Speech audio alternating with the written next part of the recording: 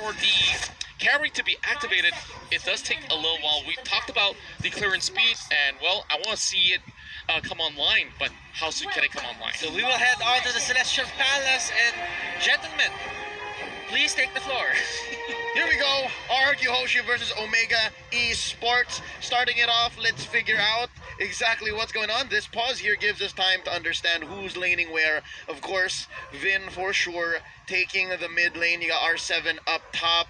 And yeah, I think when it comes to the problem of the clear speed, there's a reason why the support hero or the roamer, let's call it the roamer, is always going to come try to visit whoever's playing that carry. I think that's going to be key here. I mean, yeah, for sure. And I think, you know, the big question is when you have a weaker, or sorry, not a weaker, but a susceptible side laner like carry. Vulnerable. Vulnerable, that's the word. Yes, perfect. And you want to have mid priority. Push in that wave, be able to rotate first, because as long as you're there first, you can set up, you can set your feet deep in those trenches so that when your opponents come to attack, you have a very fortified position, and you also know exactly where to kind of position yourself. Yeah, let's also talk about the level 4 spikes as well when we come down towards a full-blown fist fight team, and as they are tending for maybe perhaps the first turtle, right?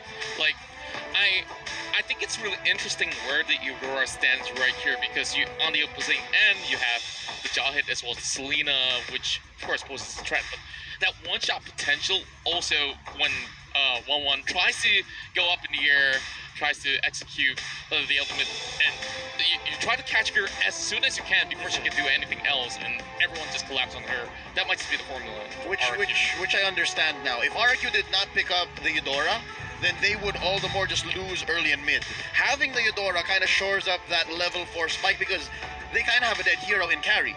A level 4 carry doesn't perform very different from a level 2 carry or a level 6 carry. I mean, you can honestly say that for pretty much every other marksman except for Yi Shin, whose ultimate is more utility than anything else. True, and 1-1. That's the reason why she's still relevant. As soon as you can hit crossbow of Tang, you are invulnerable. So technically you can just go pew, pew, pew, pew, pew, pew, pew. Not the same for carry. Carry is always going to be in trouble even if she hits her ult. So yeah, most definitely they are going to rely very heavily on Vin. I don't know, because from Omega's side, like, this is going to be an execution problem. Can you land those abyssal arrows? Can you be aggressive early on? And I think that might be, that's going to be really, really difficult here. But, you know, Psycho did actually take the Benedetta first, so he clears out that mid wave as soon as possible, allowing Ling to kind of rotate down to get that blue, and while the rest of the team is just going to make sure, hey, I'm going to push those waves as soon as possible. Yeah, we do see a lot of pressure going on towards the 1-1 side, and I think it's still pretty much decent as we see some clear rotations on the 2-2-1 setup coming from the side of Omega Esports. So this will be self-sustaining for the moment, and well, what's to say that Ling possibly will be having a lot of all these great vision. We're going to be going on under pause as we talk through things. Now, a double execute setup coming from the side of RRQ HOSHI also poses a little bit of that early threat too. That is something to note. So yeah, now that we have a little bit more better vision on what things are looking like for both teams, this is a roaming Benedetta. So it's neither that off-tank Benedetta, nor is it like the full-on damage Benedetta. It's something in between. It's something that's looking to use parry to actually stun someone, like bait him in, so that, you know, the likes of the carry here can actually just go ham. I mean, of course, but I think the best role to call it is the mid laner, you know, because essentially what you want the Eudora to do is actually be that initial roamer, because she can, like, Eudora can chase, sure, but who's going to initiate those picks and chances to take them out and abuse those double executes? Eudora. She chunks them all out, puts them on 1 HP, bam, press of a button, didn't have to do anything else. Oh, I'm sorry, I meant Benedetta. Benedetta and Eudora are going to be working to keep mid in control, yes. And then gotcha. Benedetta is going to be using those sword intents to actually act like a backshot, to have additional mobility, right? Like, that's not fair. That is an off-kit dash. That's not in anywhere of your skills. Yeah, and of course it'll be really annoying to deal against, and RQ side of things, it's really interesting that they found out about this formula in this game 1 to try to throw the side of Omega off, but When we talk about scaling as well, I'm just looking at most of all these one-on-one that has been playing in the entirety of the playoffs as well as the group stages. If you just give them a little bit more room towards late game, hey man, this thing is going to shred you apart. That's a good question now. There's a marksman on either side. You have the carry, which by the way has been a menace in every meta game she was ready for, that she was in. First phase bannable in years past. You have the 1-1, which is the current flavor of the month. Gideon, I gotta ask you, man, when it comes to the 15-20 minutes, if it does get to that point, if we go the distance, who has better scaling? I think in these situations, people who have better scaling would definitely lean a little bit more. Actually, it's an overall thing, but hold on, let's check out. Okay, no fights going on. Okay, so when I talk about scaling, we're talking about the two main heroes that scale on either side, but you also have to kind of look at the builds that everybody else goes through. I do think RRQ HOSHI scales better into the game because they have more relevant heroes in comparison to Omega, where some of them are just going to fall off completely. Yeah. And again, we were talking about like Selena. Whenever Selena is bad, she's so bad. But on the other side, Eudora though, she has a stun and it's point and click. So yeah, it's just much better. Totally understand. Right now, there's a fight that's waiting to break out, both top and in mid. I wonder, they're gonna catch one. That's going to be. That's gonna be flicker out. Heath burning it already 2 minutes in, and the first turtle is gonna be started in by Psycho. Such a great reaction coming from the side of Heath, as he has already read the situation well enough. And keep in mind that there's also going to be that link. If he sets up a perfect tempest onto some of these team fights, it could be a pretty huge one out there. And when we talk about these two sides, of course, it's definitely going to be hard to tell, like, okay, which one gets activated first when we talk about the marksman. Because, honestly, the carry is going to take a little bit of time before getting things like the Golden Staff or the Demon Hunter Sword or stuff like that. Yeah. But, yeah, like, back to what was being mentioned by Gideon, it's a little bit more easier to execute compared to Omega. Yeah, and especially at the highest levels, right? You want to minimize your possibilities of making that mistake, and the more that you can minimize it, the higher chance of more consistency you can receive. Oh, here it comes. There's gonna be 4 members from RRQ HOSHI coming in. And they're so aggressive. Lemon gets taken down first. Blood earshot by Hajizi, plus the turtle, and that's gonna be some revenge from Albert taking out Mr. Fundamental himself. That's gonna be 2 going over to RRQ HOSHI, taking down Kenji. And are they done? The answer is yes. Omega Esports don't want more of this. All I gotta say is, ouch. Big ouch. I mean, Omega, they saw 2 of their guys go down so fast. Hajizi is like, nah, get me out of here. I don't want any of that no more. Yeah, R7 arrives at the scene and is like, okay, Big Dragon coming through, and you know the case is pretty much close right there. So 2-1 at the very moment. Honestly, the small little lead that they are getting from the side of RRQ HOSHI can still be contested right here in this sort of way, but Unstoppable Force has already been used up. Ooh, defensive Electo final blow right there by Psycho, saving himself. And yeah, I'm liking what I'm seeing from Omega Esports here. They're building up their confidence. They did lose that big team fight inside the Turtle Pit earlier. They are maintaining this small gap to RRQ HOSHI, about 200, 300 gold. But right now, we're looking to how RRQ HOSHI can kind of make that gap a little bigger.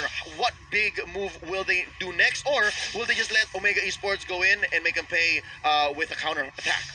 I think if I was in Omega's position, I'm starting to look for picks around buff timings, which is going to be like you're targeting Ling to make sure, hey, if Ling is on the purple buff, I want to look to try and punish him as he's trying to clear that area of the jungle. And if not, he's not there, let's rotate down to bottom side until they get caught out. Speaking of getting caught out here, Hajizi has just arrived, but instant response coming from Lemon just to flicker away.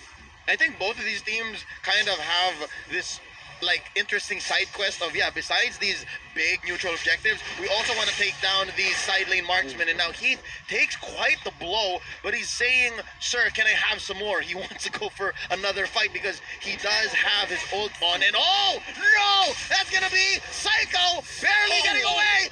And the delay damage from the trap and the slow taken in. Yelly Haze just catches him off. You know, talk about really unlucky there, because he does use the final blow to try and negate the damage, but unfortunately it's just like literally 0.2 seconds off from the delayed damage, but the fight is already beginning. Heath is going to make the run for it. And R7 here in half dragon form, able to push people back because he still has some Shaw energy. Oh, it resets. Curtizi here putting a beat on him, and they are going for what I think is the second turtle of the game. It's taken quite a while, and Hajizi, oh, he says the coast is clear, but for how much longer?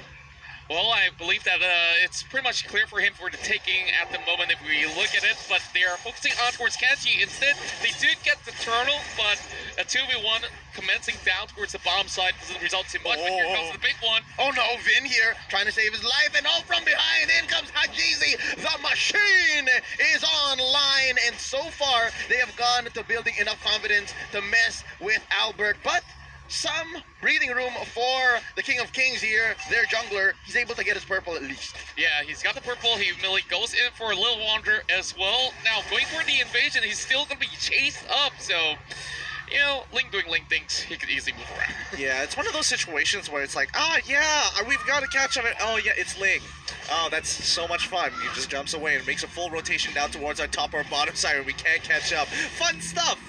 But I think RRQ at this point in time, as long as they kind of just maintain the goal differential to about 2 to 3K, it's going to be relatively fine. Omega won't be able to kind of force situations on top of RRQ HOSHI unless they get a catch. Yeah, here you can see already, right? We're about 7 minutes into this game. How disciplined and how good these two teams are. Hold up! That's gonna be some burst damage laid down onto Vin, but he doesn't go down without a fight. Yelly Hayes destroyed. Tempest Blades here, chasing him down. That's Albert looking for one. Psycho finds Hajizi. That's gonna be a shutdown onto the Roger, and they are sitting neck and neck, 4-4. But all this time, Omega Esports was just setting up a push. Otis, Morton, Ruby has already arrived, and they're already chasing right in. Psycho caught in between, but they are trying to make an escape out of that. Oh, R7 waiting in the bushes. Oh, using the tail of the dragon. They're trying to make Kenji pay. He does get himself a Cyclone Eye, but off camera, that's going to be Lemon taken down. It's a marksman and marksman fight, and that's Curtizi winning down bottom. Definitely we're going to be having to look towards itemizations as well, because at this point it's getting a lot more interesting. So Gideon, just looking at things, we've already got some big stuff coming in the way. Yeah, honestly, we're looking at Lemon, who only just has his endless battle here, but we're looking over at Cardizi. He's already got the Demon Hunter sword on top of the boots, on top of that corrosive sight. So he's going to be pretty relevant into this game. He might not be doing the most amount of damage, but at the very least, he's slowing them down for the rest of his team to kind of catch up and take out. And looking at Hajizi, he is, I guess, halfway through his endless battle as they go for this turtle, the very last in the game. Ooh, looking for it. There you go. They take the turtle, and just like that, it's a Mexican standoff. It's just who's going to pull the trigger first, who's going to jump in with their ults and start it strong. And I think in this situation, without R7, Omega Esports has the range advantage, especially with the reach that the Abyssal Arrow has. Yeah, and he's all the way on the other side of the map, and they've already understand that. Flicker right in! Ejector onto one! That's going to be Vin, blasted down by 4 members of Omega Esports. That was huge. Absolutely huge. It's just a mistake on Vin's side. He threw out the stun and realized, oh, I got nothing left. I already flickered out of the way. This doesn't mean anything. And Heath just took full advantage, flickering forward an unstoppable force. But Curtsy now going to initiate a huge fight, and that's going to be a double pick-off for Omega just to get that return kill. Look at that, 5 to 8, and it's only a 2K difference. It's so clinical, these two teams, the way they play. I mean, this cliche has been mentioned. I'm pretty sure I'm beating a dead horse, but it's so chess-like, right? I'll give up my pawn, you can have a rook, but then after that I'll take a bishop. That's what this 5-8 is looking like, especially with this, you know, relatively small 3K lead. Indeed, but for the RRQ HOSHI side, they're slowly losing pieces after pieces on an unequal term. And speaking of which, they're going to be taking this buff if they don't do anything about it. Ooh, that's going to be Psycho coming in between 4 members. He wants it. Kenji trying to look for a good hook, and he finds it. In comes Hajizi, but that's going to be a stun. Psycho pays the price. R7 says, get out of our jungle. We don't want y'all here, but Hajizi wants more. Does he have the support? Yes, he does. Oh, they're waiting. They're waiting. They say we're calling it tough. Nah, it's not worth it at this point because, again, their main target here is Curtizi. As long as he has his ult, it's just not worth going for anybody else unless it's maybe a Yelly Haze, but Yelly Haze is barely in the fight, or even Kenji, but even Kenji has his ult still up. That's right, and with that being said, we're looking at Omega Esports side. Now that they are so much more up ahead after a couple of all these sort of picks, they're starting to feel a lot more confident about taking every single thing that they have inside jungle. All they can do is just wait for the right moment to strike in. We do have the Lord up available, but over here, a little bit of a slight 1v1 between Albert as well as Kenji. Oh, it's just the battle of swords and sights, and here comes Lemon, Tempest of Blades, barely misses. Oh, he's got some dashes here. He's trying to grab him. Oh, there you go. Full range stun here by Yelly Haze. Gonna be using the dashes, trying to get out of there. Not enough to save Lemon. That's 1 for free. Oh, this is while they were going for the Lord. Psycho goes down. Hajiji takes him. R7. Here comes R7. Oh, wow. A dragon helps the Lord get stolen by R7. That's going to be R7 surviving. Oh, I think it's worth it already. Crossbow tang. 4 members down. Traded off for the Lord. Oh. No way. No absolute way. Even though they do get the Lord, just look at the Ruby right down below. Like, this Lord doesn't mean a thing at all after getting snatched away, but at least it buys some time for side RRQ HOSHI. I mean, they're up by 5 towers at this point. RRQ HOSHI has not been able to kind of break through. Omega will be stopping that Lord right in its tracks. And I mean, if they had more of a wave onto mid and topside, they might have been able to get both inhibitors at the same time. And I think RRQ HOSHI, this game is slowly slipping out of their hands. I hate to say it, but stealing that Lord at that very moment is the equivalent of using a band-aid on a bullet wound. It held them back for what, 30 seconds tops, and they're still maintaining map pressure. Yeah, and of course, with that, they only gain maybe very slight edges out of that by just putting their bodies at where all these sort of bullets are coming through, and they just have to do something just to have that knee-jerk response. And while at it, I guess they just have to wait for another sort of opening at this moment, which is not going to come by, not until 20 minutes or so. Speaking of 20 minutes, Gideon seems to know what timers are like. And Gideon, what's your feel, man, right now before this fight happens? Oh, it actually has started. Too late. Kurtese gets blasted by Vin. They're looking for some revenge here. Vindication. That's what Omega Esports is looking for. They take out Yelly Haze. R7 is a man on a mission. They're going to blast this turret and push Omega Esports back in. Now, that timer, man, 13 minutes in. How long until we see Lemon pop off? I mean, honestly, let's double check the items so I have a better idea of what where is he with that. Lemon is currently at 6,000 gold. He's got 2 items, both pretty defensive. He doesn't even have the golden staff yet. I think at this point of time, he needs to get the golden staff to have that major kick of damage. So he'll probably get that at the 42,000 gold mark. So my guess is going to be the 16 or 15. I'll give him a bit of credit if he doesn't die and works perfectly. 15:30. Ooh, very close. And that's Kenji flickering in. Enough to save him. Tempest of Blades. Oh, no. Albert don't want none of this. And Hajizi putting a beat on him. There's the unstoppable force from behind. Can they juggle the aggression from underneath the turret? Kenji's still alive. No. Lemon about to get destroyed. Hajizi gets him. Heath puts the nail in the coffin. It's a trade so far. Hajizi for Lemon. The fight continues. Kenji's looking low. That's a blast onto Heath. Vin takes him down. This turret still stands, and only RRQ can win fights that way. Going back and forth, back and forth. And they are just forcing fights by hook or by crook. There's no other way to go about it. They don't care if they lose one member as long as they get more in return. I'm not gonna lie, Vin's is starting to become a bit of a problem for Omega in this point. I think that's where the executional part of it is starting to kick in, because as you can see, Yelly Haze, he's not landing as many abyssal arrows, and even if he does, he's probably not going to be able to capitalize on it in comparison to Vin, who just goes in, full combos you, walks away and says, R7, go get him, boy. Yeah, and we've already seen purchases like the Blade of the Hepta Seas coming in as well, so very much interesting as we hit towards the 15-minute mark. You can see that we are having pretty much an equal level terms after so many fights. RRQ HOSHI, not in the number of kills, but the goal has already been equal. Oh yeah, barely 1,000 now, barely 1,000. RRQ HOSHI, the King of Kings, have figured out this strategy, and just like that, I think Gideon is on the mark pretty much. About what, 3 minutes away since he did say, and right now, Albert. Omega Esports isn't as confident with the Lord this time around. Oh yeah, definitely not. I mean, honestly, I was off by a full 30 seconds there. Lemon just got his Winds of Nature, and that's going to be a huge buy, because that means Cartesian as well as Kenji can't take full advantage of him. Things are looking relatively difficult at the very moment. While a couple of all these missile arrows being sent out, Demon Hunter Stork being purchased by Hajisi, so a little bit more spike coming in for the Roger, which is definitely great news for Omega at this point in time. Yeah. You see a little bit of split push being done by RRQ HOSHI. Oh yeah.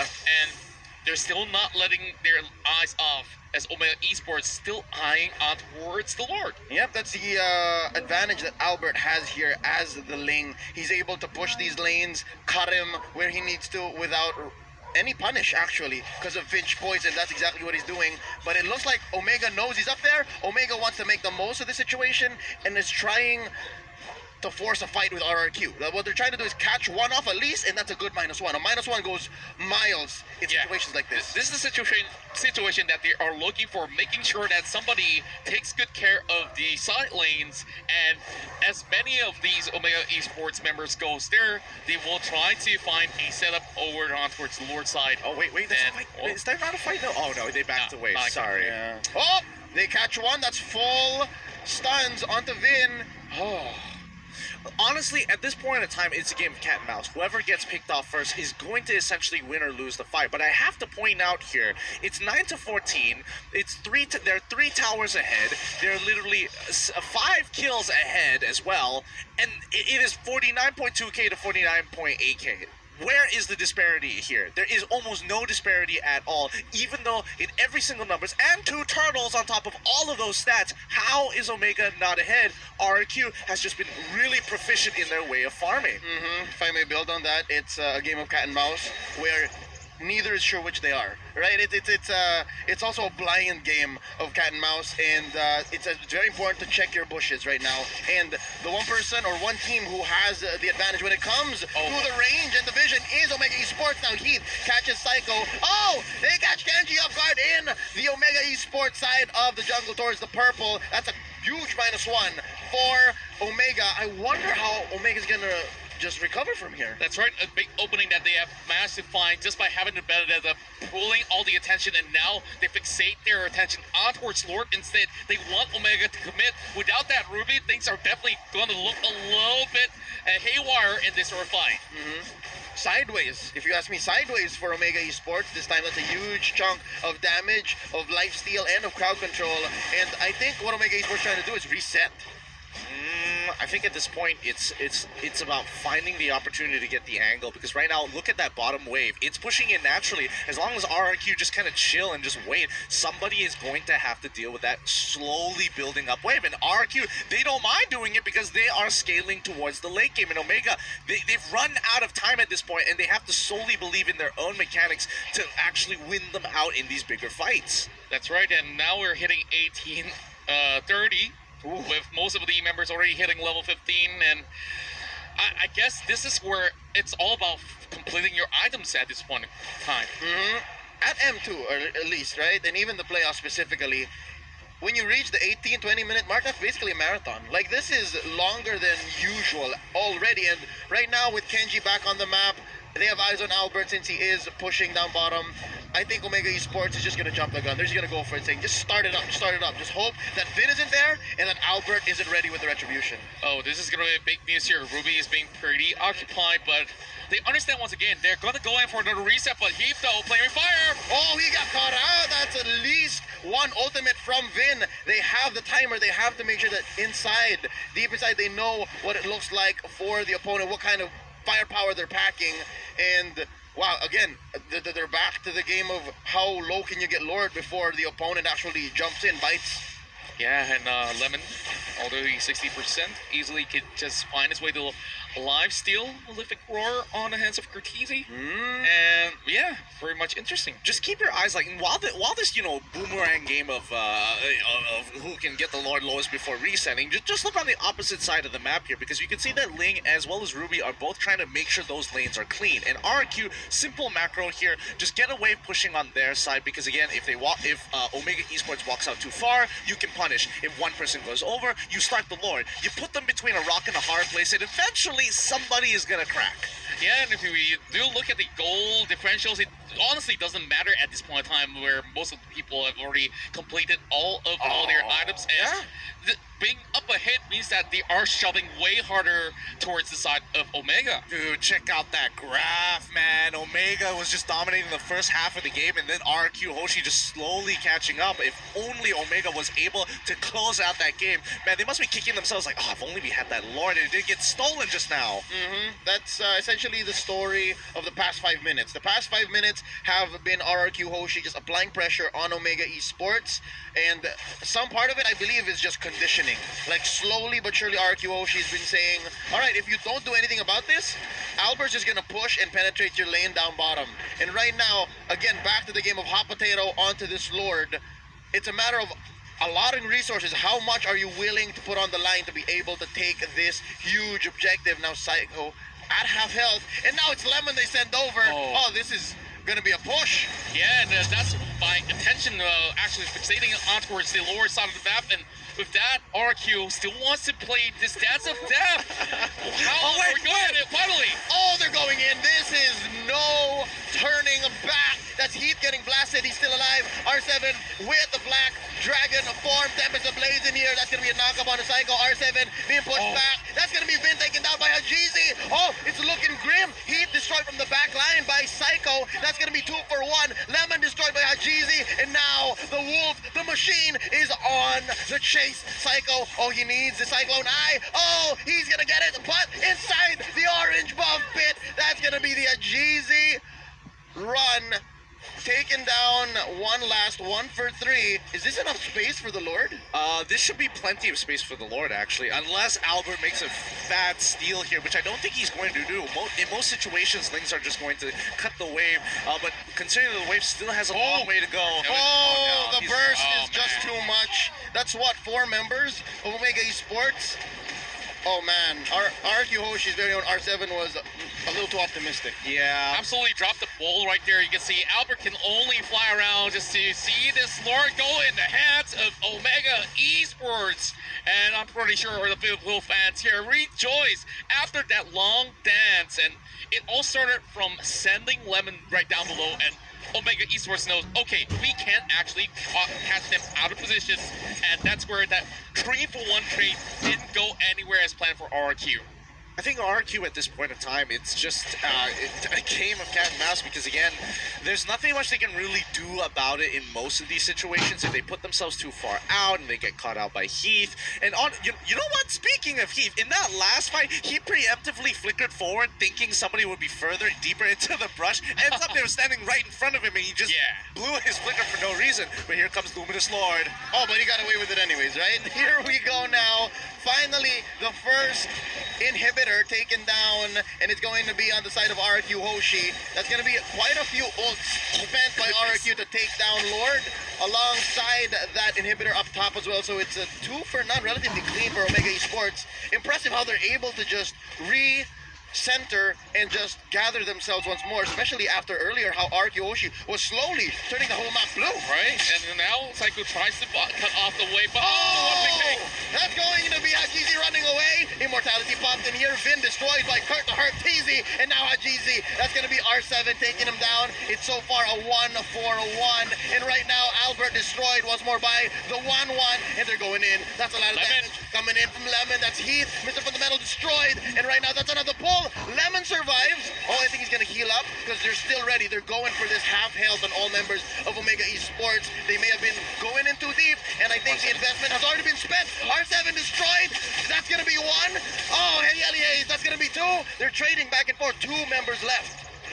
Good plays coming in from RQ Hoshi. Even though they had a bad situation, they just have to make sure that they understand who scales into this game. Okay, Albert dies. Who do we have to depend on? Lemon. If we have to throw your body in to buy some time, then throw your body just like what they're doing out now. It's going to be a 2v2 situation. Oh, they trigger the crossbow tang, but Psycho gets away. Oh no. All range. Oh, that's going to be a pull by Kenji, and that's Lemon. That's Lemon finally shut down, and that's 2 defenders. So Vin is back in here, so that's some wave clear on the side of RRQ HOSHI. Just look at it, 50 over seconds if you go down at this point of time. RRQ HOSHI at the very least still have 3 members up, so this is where Omega Esports can continue to apply the pressure.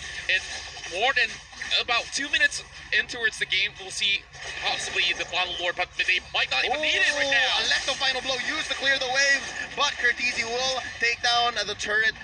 Anyways, what is this? About a minute away from the 3rd Lord, and Lemon's gonna be coming in on time. So I think for RRQ HOSHI, just buckle in. Just wait for Lemon to come in, and I don't know, man. Whatever you did with Vin for the 1st Lord, do that again. But at this point in time, if you actually lose at least 3 members by just snatching the Lord away, yeah, maybe you might get away with, you know, that Lord just marching towards the enemy side and you have like a full send of Omega Esports army just at your base by that one time. So, Curtisi having 1 final slot uncompleted, but hey, what's to say? I think he really packs a punch at this one time. I think he packs a punch too. I think they all honestly pack a punch. And the real problem right now is that they can't seem to get onto the scaling heroes. Lemon just refuses to die. Albert, he buys so much time, especially when he jumps into the backline here, that Omega Esports can only deal with 1 problem at a time. And Kenji, he's going to be staying very close to Curtisi more often than not, just to kind of protect him with the I'm offended and making sure that he taunts the right people, just to buy that time to allow Curtisi to at the very least have enough weakness procs just so they can use his ultimate in a clutch situation. Yep, and we've seen earlier, a crossbow tang is not a confirmed kill. Not at all, because of how this Rome Benedetta is playing in right now. That's going to be a fight. I think they're picking. Oh, Vin gets caught out. Oh, he lets out the ult. That's going to be a flame shot used already by Yelly Hayes. And Hajizi destroyed by Lemon from the back line. Tempest Ablaze here by Albert. That's going to be traced left and right. Kenji down, as well as Hajizi. 2 for 1. I think they are ripe for the Lord take. Yeah, and we just saw the positioning of Lemon initially was a little bit questionable, but when he flickered to get that position, to get that first opening, it started to make sense where the rest of RRQ HOSHI will be able to penetrate through from a very awkwardly positioned Omega Esports. Honestly, I'm surprised that Omega didn't just jump onto Lemon there. Like, he was free, and you can see that the unstoppable force was up there. They were just waiting out the winds of nature, but that's just like a second long. So it's kind of on Omega, who I think were in disbelief. Like, no way he's doing this. This is kind of troll, right? Again, give carry, what, 1.2 seconds of free hits, especially with full lock items like this. You're in for a bad time, and right now, whoa, Albert's stealing oranges now. This is going to be rough for Hajizi when he comes back. And you can see Psycho really roams in towards the mid side as well. They're having 2 members right to the lower side of the map. And this Lord right here is the terminator of the entirety of this game, which honestly, Omega Esports hasn't been able to find a safe way to even get a pick in this sort of sense. Yeah, no, it's because of, again, the vision that Omega Esports has is trumped by the mobility that RRQ HOSHI has right now, right? Like, again, Gideon mentioned the forward flicker by Heath. If he only knew that there was no one in the bush, I think Yelly Hayes hasn't warded that area yet. If he only knew that he was right in his face, he could have used that mobility to close the gap. But right now, oh, nice catch. That's going to be Lemon caught by the ejector, and he's going to get blasted down. Heath trying to run, save his life, and he survives. But look at Albert. Albert looking to just cut the waves. Oh, it's a silent cold war between Kenji and Albert. Both sides just not letting up here, but at the end of the day, who wins out in these later stages? I mean, Yelly Hayes, he's going to take some damage. Psycho is just going to chase him down, and nope, the rest of the team back off, and they could, I mean, I don't think Lemon wants to fight without his ult here, so Psycho's got to be real careful. Psycho right in between all these members of Omega Esports, not looking all too great. As much as he has immortality, he can buy very a few seconds in towards this match, but he's trying his best to make it out alive. Lemon, as much as he's nearby, he's not getting out of this. What? I take my words back. Psycho things! Madman! He's getting away with too much here, and I think, you know, Omega and RRQ HOSHI, like, it's in Omega's hands to look for this engagement here, and RRQ, as you can tell, clearly will not initiate anything unless they can guarantee that pick. And at this point, Vin, he's a little too scared to walk forward, because the moment he does, Heath is going to unstoppable force ejector him back in towards the enemy team, and there's really not a lot of counterplay to that other than hope that he doesn't fly back too far, or the rest of Omega can't catch up after he flickers. Gentlemen, we are already hitting 30 minutes of play, and it's pretty much on even grounds at the very moment. Everyone's just buying forces at Which this is one time. impressive because RRQ HOSHI, they have no more turrets, and they're still this aggressive. Yeah, and as much as this turret stands from the side of Omega Esports, it's currently untouchable. Yeah, so it's more of, again, a standstill right now. Yeah. Headlock, and then hold up, RRQ HOSHI. That's going to be our 7. Black Dragon form catches Yelly Hayes off. Lemon finishes him off. That's already a -1. And looking at the map in general, Omega Esports not going to find an easy pickoff. Just like that, there's no vindication anywhere soon. Not even Psycho. Again, we know Psycho runs away like this. This is what he does. Yeah, he just gets away with everything on the line, just pulling every aggro that he can possibly get. And this constant split push will not stop at all, but Lemon, he could possibly solo this if Omega does not pay attention. I mean, Omega definitely knows that this is going on. However, they have to send members to the other side of the map, and Albert, he's able to control this, and he's going in for the full engagement. Oh, there's going to be Heath. His immortality pops inside. He has a few shields to buy time. Oh, Cortese, just in time. Crossbow tank, and they burst him. That's Heath taken down. R7. Where is R7? That's going to be Cortese. Oh, Hajizi as well. They're running away. Oh, can Psycho finish him off? Lemon from behind. Kenji gets him. That's Psycho taking it down. Cortese. 1-1 off the table right now. Kenji flickers in, saves himself just in time, and now there's Hajizi. There's two chances at a steal here. Hajizi and Kenji. I don't know. Yelly Hayes needs to start clearing waves. And yo, this might be RRQ's. I feel like RRQ is just more confident this time around. Like it should be. However, Selena and those Abyssal Arrows could be the game changer. Vin just waiting for the catch. He gets caught out himself. Oh, Vin is still alive because they are going to burst down Yelly Hayes. And Yelly Hayes is still in this. Vin gets destroyed. Hajizi gets him from behind. The delayed damage gets down Yelly Hayes. And there's still 4v3. Hajizi survives. Psycho's chasing him. Oh, they're looking for the juke. And, oh, what a transform. Oh, they're going to find them anyways. Kenji's still in this. There's not enough damage from the side of Omega, though. Fight's still going on here. Going strong. This brawl is going to go. Kenji finally gets taken out. The eject out to Psycho. This is finally looking good for RRQ. My goodness, Omega, they've got to be real frustrated about this entire situation. Yo, just look at the waves that's already crashing right in. Oh, this is something that RRQ HOSHI has to watch out for as well. Again, note, they can join fights as long as they want, but if they don't manage their waves, it could end in the blink of an eye. And I think all of these long team fights, it's resulted in, again, more members of Omega coming back, but finally this is third Lord. I can say confidently, it's gonna go definitely to RRQ HOSHI. Oh! Definitely close. I thought there was another Vin situation. Yeah, it almost could have been in that sort of sense with Heath being so close by. And unfortunately, things are starting to open up for the side of RRQ HOSHI, and Omega Esports had to back away and retreat, not having Hajizi as well as Kenji around. There's so many switch of itemization going on, and we've seen the Rose Gold Meteor being bought there by Hajizi. Yeah. Kurt's swapping around. That last slot is his juggle slot. Yeah, I mean, it's going to be important that teams know how to juggle their items, especially this late. Oh wait, hold on. This is the pick of a lifetime. Vin is getting chunked back, but this could be the fight that they've been looking for.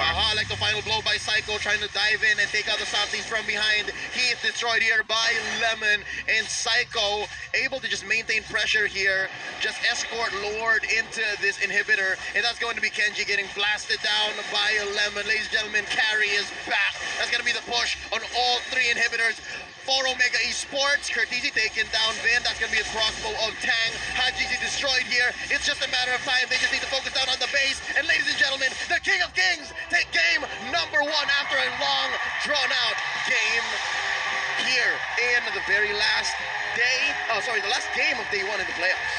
34 minutes, 14 seconds.